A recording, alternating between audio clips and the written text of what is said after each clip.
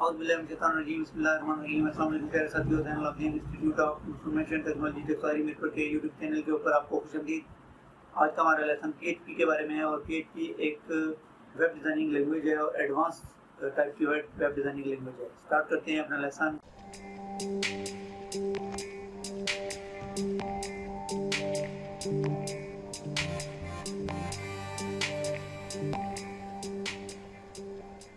PHP के अंदर आज का जो हमारा लेसन है वो कॉन्स्टेंट्स वेरिएबल है। कॉन्स्टेंट वेरिएबल के बारे में हम डिस्कस करेंगे।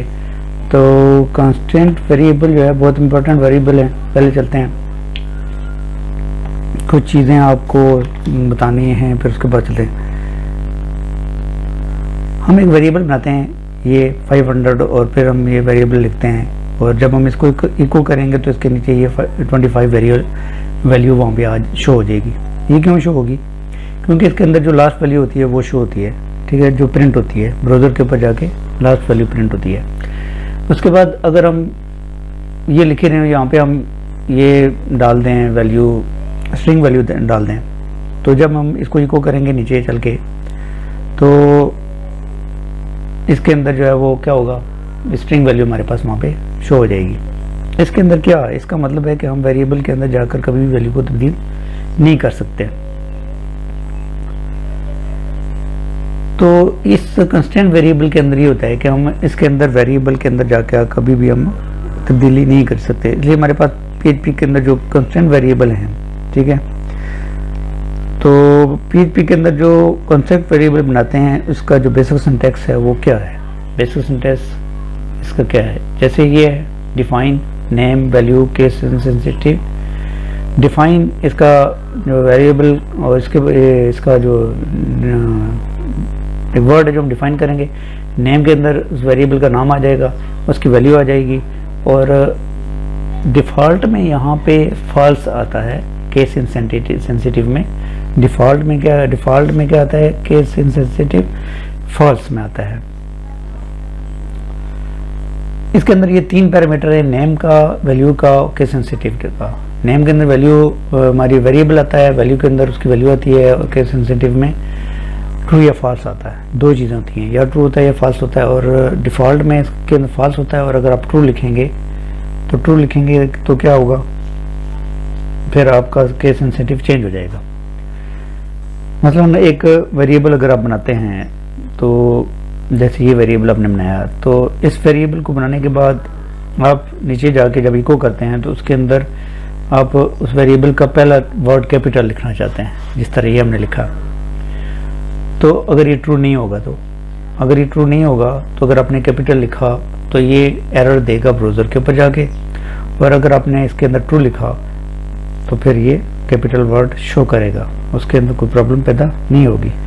तो इसके अंदर फिर ये आपको कन्फर्म होना चाहिए कि जो कंस्टेंट वेरिएबल हैं उनके अंदर हम वैल्यू को तब्दील नहीं कर सकते केस इनसेंसिटिव में। अगर आप केस इनसेंसिटिव में ट्रू रखेंगे तो वो वैल्यू तब्दील हो जाएगी, अदरवाइज़ ये तब्दील नहीं होगी। इसको आगे प्रैक्टिकल में देखेंगे। उसके बाद जो होता है इसके अंदर हम डिफाइन इसका जो पहला वर्ड होता है वेरिएबल का, ये टेक्स्ट कैरेक्टर होना चाहिए या अंडरस्कोर होना चाहिए। इन दोनों पे चल सकता है, टेक्स्ट में, कैरेक्टर में भी और अंडरस्कोर में भी, दोनों में चल सकता है इसका। उसके बाद इसके अंदर हम डॉलर का साइन यूज़ नहीं करते। एक चीज़ तो ये है, ये 3-4 चीज़ें बहुत इंपॉर्टेंट है कि इसका जो पहला वेरिएबल का जो कैरेक्टर है वो न्यूमेरिक वैल्यू नहीं होनी चाहिए, टेक्स्ट होनी चाहिए। अंडरस्कोर आप यूज़ कर सकते हैं, और इसके अंदर डॉलर का साइन आप यूज़ नहीं कर सकते। कंस्ट्रक्ट वेरिएबल जो हैं वो ग्लोबल वेरिएबल होते हैं, ठीक है जी। ग्लोबल और लोकल वेरिएबल इसके बारे में आगे हम डिस्कस करेंगे। ग्लोबल वेरिएबल जो है वो दो वेरिएबल होते हैं, एक ग्लोबल वेरिएबल और एक लोकल वेरिएबल। तो इन दोनों के बारे में आगे चल के हम डिस्कस करेंगे, ग्लोबल वेरिएबल कौन से हैं और लोकल वेरिएबल कौन से हैं। तो मुझे उम्मीद है कि ये जो छोटी सी डेफिनेशन थी इसकी आपको समझ आ गई होगी। तो अभी हम जो है वो चलते हैं अब टेक्स्ट एडिटर के ऊपर। तो यहाँ पे हम जो है वो PHP का कोड लिखते हैं। तो PHP का कोड PHP, उसके बाद इसके अंदर हम जो है वो यहाँ पे एक वेरिएबल बनाते हैं DEFINE डिफाइन। डिफाइन के बाद हमारे पास आ गया जी वेरिएबल LESSON लेसन। ठीक है जी, वेरिएबल के बाद कॉमा हमारी वैल्यू आ गई 50। क्या वैल्यू आ गई जी 50, और उसके बाद सेमीकोलन। इसको इको करना है तो यहाँ पे हम इको करेंगे CHO इको और LESSON लेसन, और ये हो गया इको। इसको सेव किया। सेव करने के बाद हम चले गए ब्राउज़र पे। यहाँ पे लोकल होस्ट के अंदर हम, हमारा फोल्डर का नाम था लर्न PHP। ठीक है, तो ये हमारे पास जो कंस्टेंट वेरिएबल का एक फाइल हमने बनाई हुई है, जो मैंने आपको बताया है। फाइल बनाने का तरीका आपको शुरू में बता दिया है 2-3 दफ़ा, तो आपको पता होना चाहिए। इसको जब हम क्लिक करेंगे तो यहाँ पे 50 आ गया। ठीक है जी, तो ये 50 हमारे पास शो हो गया, देख रहे हैं आप। ठीक है जी, अभी ये तो हो गया जी हमारे पास शो। अगर हम इसके अंदर 50 के अंदर कोई तब्दीली करना चाहें तो तब क्या होगा? फॉर एग्जाम्पल हम यहाँ पे इसको कॉपी करते हैं और इसको यहाँ पे पेस्ट कर देते हैं, और यहाँ पे हम 10 कर देते हैं। तो 10 करते हैं, और 10 करने के बाद इसको कंट्रोल S करते हैं। तो जब इसके अंदर हम वैल्यू चेंज करेंगे, 10 करेंगे, तो कंट्रोल S करके जब इसको जाके हम ब्राउज़र पर रिफ्रेश करेंगे तो तब क्या होता है जी? देखिए, ये नीचे तो उसने वैल्यू प्रिंट कर दी है, लेकिन ये जो एरर दे दिया उसने कि आपने ऑलरेडी डिफाइन किया, सिंटैक्स एरर आ गया। ठीक है, तो ये डिफाइन नहीं करेगा। हम इसको फिलहाल जो है वो कमेंट्स कर देते हैं, आगे चलते हैं। तो आगे क्या होता है जी?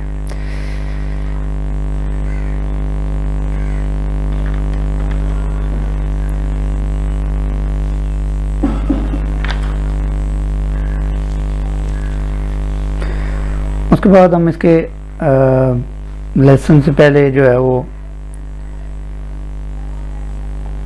यहाँ पे जो मैंने आपको बताया था कि अंडरस्कोर भी लगा सकते हैं।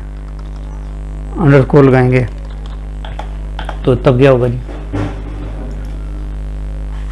अच्छा, इसने वार्निंग दे दी लेसन। अच्छा, वो आया बीच में, उसकी वजह से वार्निंग दे रहा है। वैसे तो ठीक है।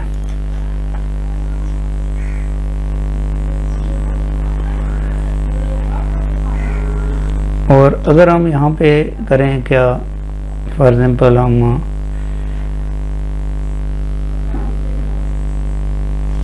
यहाँ पे अंडरस्कोर देंगे,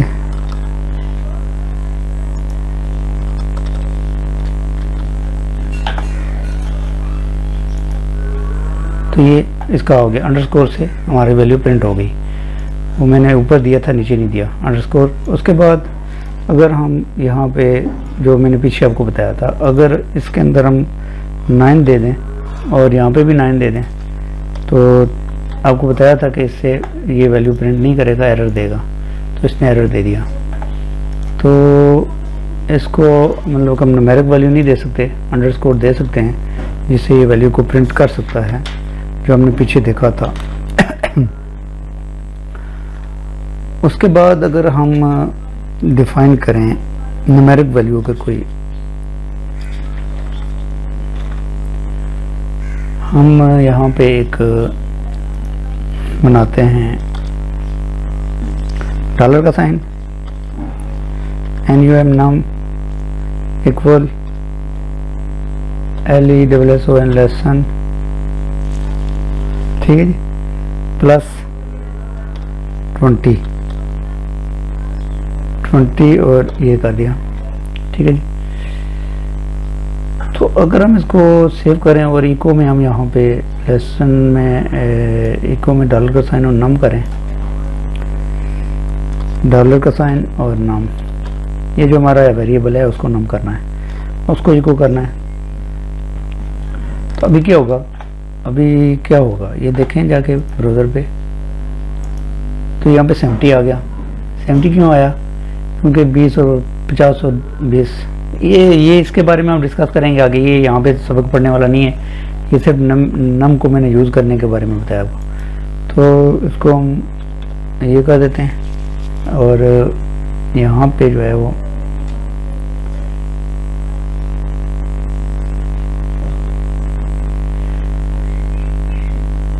यहाँ पे हम जो है वो लेसन लिख देते हैं,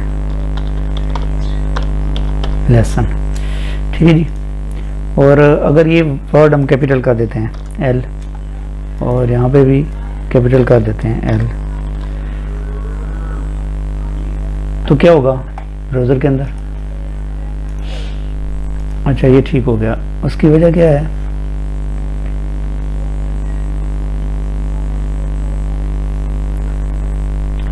ये होना नहीं चाहिए था इस तरह, ये गलत हुआ है। क्योंकि अगर हम ऊपर जो है वो एल कैपिटल करते हैं और ब्राउज़र के अंदर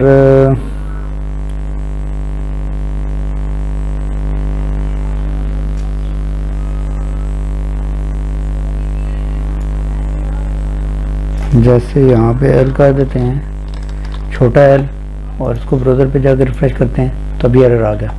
यानी मतलब ये है कि जो ये यहाँ पे लिखा है ये इसी तरह यहाँ पे लिखेंगे, अदरवाइज यहाँ पे एरर आएगा। लेकिन अगर हम ये करें, यहाँ पे डॉट के बाद चूंकि ये फॉल्स है यार, ये ट्रू कर दें, तो ट्रू करने के बाद क्या होगा? ट्रू करने के बाद अगर हम यहाँ पे जाकर रिफ्रेश करें तो अभी ये 50 आ गया। मतलब ये है कि यहाँ पे जो आपने लिखा है वो यहाँ पे आप चेंज नहीं कर सकते। तो हमने ये लिखा, इसके अंदर जो भी लिखा, तो इसका ट्रू लिखने की वजह से वो प्रिंट हो गया, अदरवाइज नहीं होगा। तो ये हमारा था कांस्टेंट वेरिएबल। मुझे उम्मीद है कि आपको चीज़ें समझ आई होंगी। आज का ट्यूटोरियल अगर आपको अच्छा लगा तो हमारे चैनल को सब्सक्राइब करें, लाइक करें, शेयर करें अपने दोस्तों के साथ, और बेल आइकन के ऊपर लाजमी क्लिक करें ताकि हर आने वाली नई वीडियो आपको मिलती रहे। और आज के ट्यूटोरियल में इतना ही, मिलते हैं नेक्स्ट ट्यूटोरियल में। तब तक के लिए इजाज़त दीजिए। अल्लाह ताला आपको आमीन, अल्लाह हाफ़िज़।